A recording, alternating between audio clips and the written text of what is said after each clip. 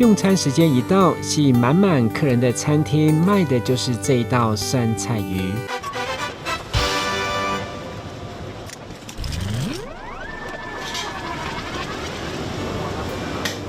源自四川重庆这道经典菜色，店家除了坚持选用高品质、Q 弹细嫩的乌里鱼，为了迎合台湾人口味，虽然豪迈撒下花椒油，但酸麻和油腻不再爆表，喝起来开胃暖心。加上严选台湾在地食材来融入料理，颇受欢迎。它端上来的时候味道蛮香的，很香，对。然后它的配料其实是蛮多的。然后那个鱼皮，它的香酥鱼皮，沾在那个汤酱里面吸收那个汤汁，味道其实是很好的。那个鱼的那个香酥的感觉、口感，然后再沾上那个加上那个汤汁，对啊，我觉得很好。不辣的，我刚刚有吃一口，会有点麻，对，但是还可以接受了，可以配个饮料喝。我们的话，我们是有融入嘉义的小农的酸菜心。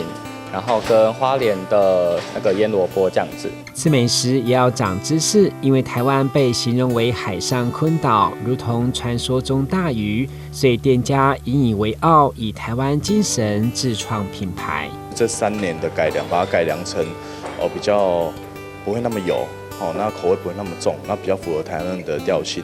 那为什么我们叫坤坤？因为台湾的古名以前叫坤岛，它像海上的一只大鱼。所以我们把它定义成坤坤，就是我们想要做成一个台湾味的酸菜鱼。那在我们的风格啊，像我们会运用很多台湾的老瓮啦、藤编啊、竹编啊，或者是铁花窗啊，来做一些我们装潢风格，想要把台湾元素融入到这个产品、这个名字里面，这样子。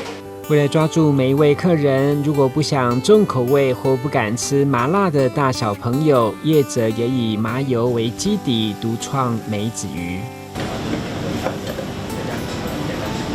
酸菜鱼2-3人份，中等价位就霸气十足，搭配其他料理和解腻的饮品，十分物超所值。带您来尝鲜。